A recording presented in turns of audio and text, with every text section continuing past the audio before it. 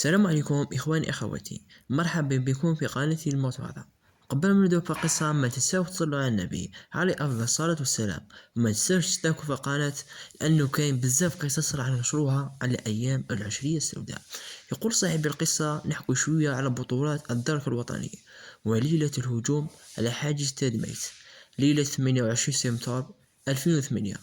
وفي سنة 2005 تميت درك جديد بمستوى جامعي ويعيطوا له كريم مصطفي، وهذا اسم مهني برك. تميت بومبرداس نواحي دلس. هذا الدركي يهدر قبيلية مليح، وهو من مشجعين فريق شبيبة القبائل، وهذا الشيء خلاه يكسب سكان المنطقة، وكان يتميز بالفطنة وقدر يربط شبكة كبيرة من العلاقات مع الشعب والسلطات وحتى أفراد الجيش الوطني والحرس البلدي. معروف أنه يقدر يجيب معلومات دقيقة بزاف، خاصة على التخطيط تاع العمليات الإرهابية في المنطقة والتحركات تاع المجرمين. ونذكر منها عملية ثوابت وين زرع الإرهاب بومبا، وهو قام بالتبليغ عليها، وقام بالتحذير من عملية إرهابية كبيرة قبل استهداف مدرسة الضباط، وثاني قام بالتبليغ على بيت مهجور يتوافد له الإرهاب في منطقة عين حمادوش في دلس، وين تم القضاء على عدة إرهابيين بعد قرابة عام من التبليغ. المهم هذا الدركيك يسمعوا به الإرهابيين ويلحقهم خبروا، ولكن ما عرفوش بالضبط شكون هو، على خاطر كان يمشي باسم مستعار. وهذه المنطقة كانت تنشط فيها كتيبة الأنصار المسؤولة عن العملية الانتحارية تاع ياسر. كريم مصطفي في رمضان سنة 2008 كان في واحد البراج في دلس يخدم من 3 ل6 تاع العشية، والمغرب يأذن على 6:30 بالتقريب. على 3 لبس الزي العسكري الخاص بالدرك الوطني وحكم الطريق، وكان برفقة الحرس البلدي وأفراد الجيش الوطني الشعبي في المفرزة على جبل الطريق الوطني في القاريطة. أفراد الكتيبة 33 متمركزة في أنزرو من جهة دلس. كريم كان يهضر مع الحرس البلدي وفي نفس الوقت كان يلاحظ حركة المرور. هنا لفت انتباهه سيارة غولف سيدو سوداء اللون فيها شخصين. كان مسكت وراه يراقب. بعد حوالي 45 دقيقة وترجع السيارة نحو دلس. كريم مباشرة تحدث مع الحارس البلدي وقالوا اليوم غادي يضربونا. بصح الحارس البلدي ضحك، قالوا ما تخافش. في الوقت هذا كريم مخرج من الطريق وأرسل الحارس البلدي القاريطة، وهو وقف خلف الشجرة يراقب عودة السيارة من دلس. بصح المفاجأة أنه بعد 45 دقيقة رجعت السيارة من جهة بانشوت، يعني حتى هما حسوا بلي فاقوا بهم. أي راحوا داروا دورة وجاوهم الخف. هنا كريم فاق وتأكد بالإرهابيين راحوا معولين. أي دخل المفرزة وهدر مع الدركي صاحبه وقالوا: يا فلان اليوم يضربونا. قالوا: ما تجينيش على 6، أروح بعد الفطور. وخرج من الشعرية فطر وبرا وحكم سلاحك. قالها له بزاف. التم صاحبه تأكد بلي كريم شاف حاجة ما تعجبش. صاحبه تكلم مع العسكر والحارس البلدي وقال لهم: كريم دايما يضحك، هذه المرة وجهه راه مقلوب، ديروا حساكم وخذوا حذركم. قبل هذا كان في المفرزة واحد الحارس البلدي مشرف سموه العربي، جواه 3 و4 هبط من الكار اللي يجيب من تيزي وزو، هو طباخ المفرزة. كهبط حكموا كريم يضحك معه، قالوا: واش جبتنا اليوم في ساشي؟ فتح العربي وقالوا: جبت زوج حبات قناضر قبيلية، وحدة للزوجة والاخرى البنت صغيرة باش يعيدوا بهم. ضحكوا كريم وقالوا له: لهيت بروحك ولا راك خايف منها؟ ويضحكوا. العربي دخل المفرزة يطيب الفطور، وكريم طلع رصاصة في بيت النار وهبط للتأمين. كي وقف في الطريق شاف شيء غريب. كانت الطريق قبل الآذان بلحظات خاوية وفارغة، وهذا اللي عمره ولا صرا. بعدها جاء عسكري من ولد سوف، وكان هو الذكر الوحيد عند بابه. أعطاها التمر وقالوا: هاك افطر بهم، أنا اليوم بديت نصلي وتبت. والعسكري يبقى له شهر ويخرج. تفاجأ كريم وحكم التمر وقالوا والضحك: ما شكيت ربي يغفر لك. من بعد الآذان في دلس يجي شخص روجي طويل لعبها رفد قلب اللوز. المهم علبة فيها قلب اللوز والله أعلم. جا فايت من بعيد ويراقب في البراج. التم كريم عيط للحرس البلدي وقالوا: عندك.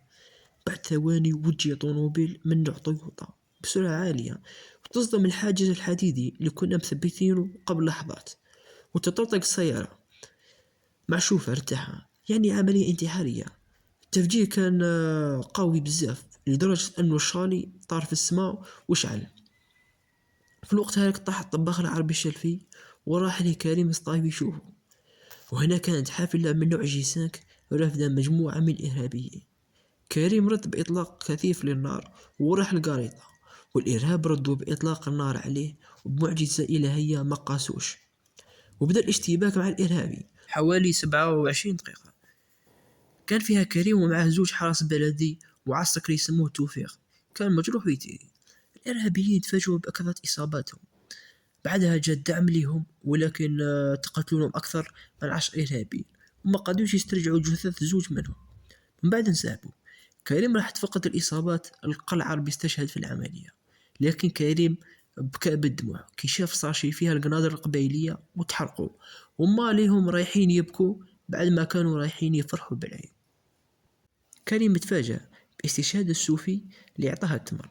استشهد توفيق ثاني واستشهد عسكري آخر وهو يصلي. هذيك العملية اللي خصص لها الإرهابيين تعداد بشري كبير، وينهاجموا حوالي 20 إرهابي للمفرزة، و15 إرهابي داروا كمين من جهة قهاوي تاع دلس، وحوالي 20 إرهابي داروا كمين في طريق بغلية، وحوالي 30 إرهابي داروا كمين لثكنة عسكرية في أزرو. وكان قائد الإرهاب في الجزائر هو دروخدان، كان قريب من الحدث وفي منطقة مزرانة جهة تيزاوين، ويقارح في أخبار العملية، واقتل أكثر من 20 واحد بين حرس البلدي والدرك الوطني وتصوير العملية وأخذ السلاح.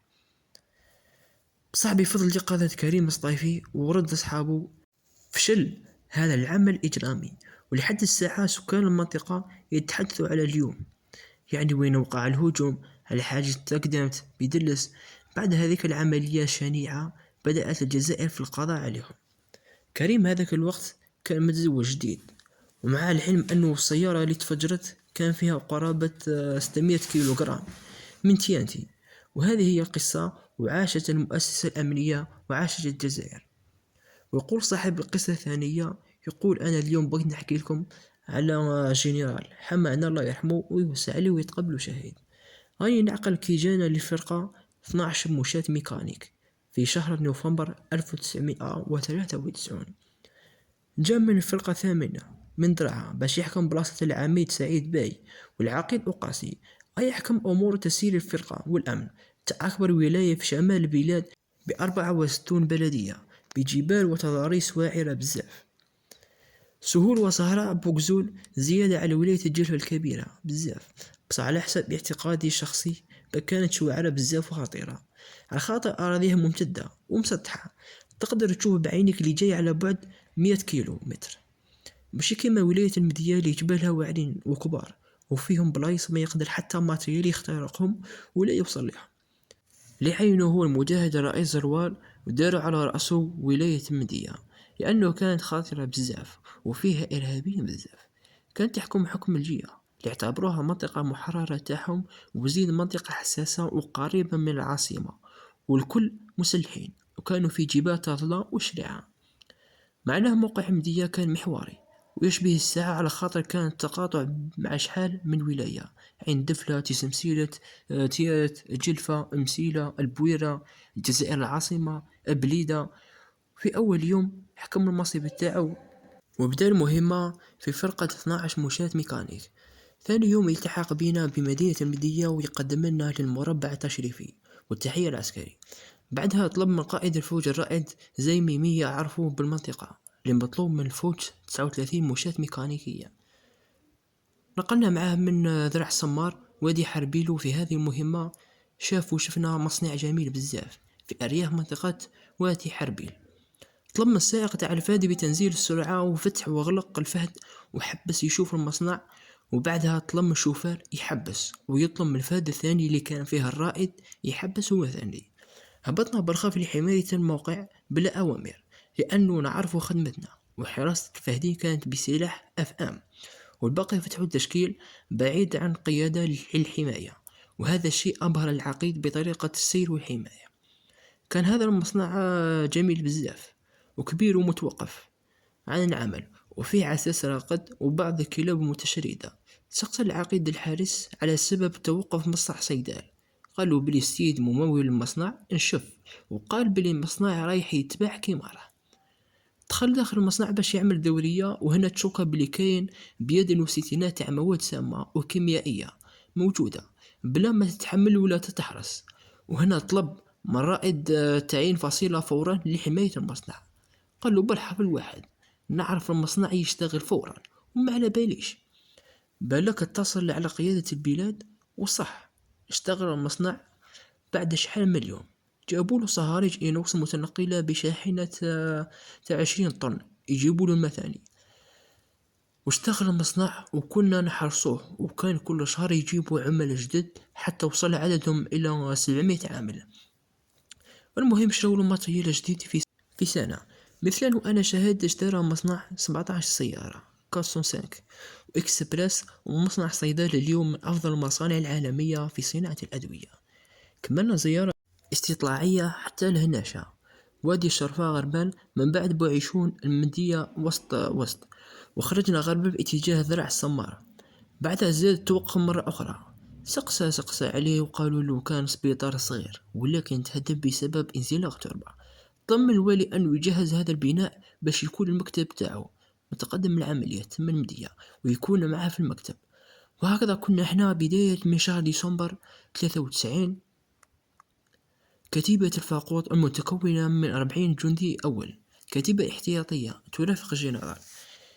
كانت هذه الكتيبة بقيادة ملازم احتياطي مثل إمسان بمساعدة مهندس مدني من بلعباس، و4 رقباء، والبقية جنود وعرفاء احتياط. درنا المهمة كما ينبغي، وكان يشكرنا وفرح بنا لدرجة عالية. كانوا الرقباء مكلفين بمركز الحراسة والحارس الأول بدون مبنى في بادئ الأمر، وكان يخرج ليلا في تفقد مفاجئ لينا ويفرح على خاطر كنا متيقظين. وخزنا في جنح الظلام بعيدا عن الأضواء، وكان كيجي للمكتب طونوبيل تاعو المضادة للرصاص.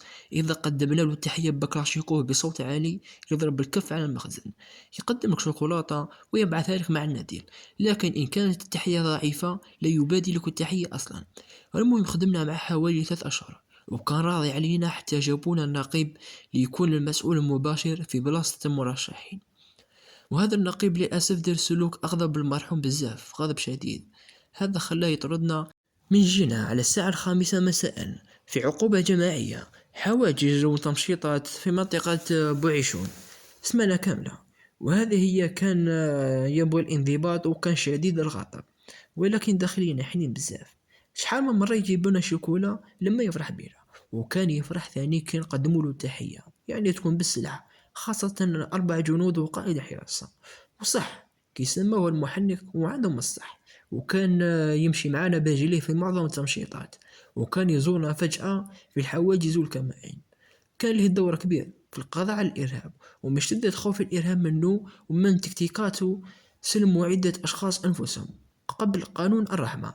كان له فضل كبير في حماية المنشآت الاقتصادية، خاصة مصنع سيدال ومصنع نفطال ومؤسسات تعليمية والمعاهد والجامعة، مع العلم أنها خرجت فتوى في هذاك الوقت بحرق كل المؤسسات التعليمية بداعي أنها تدرس بلغة المستعمر الفرنسي.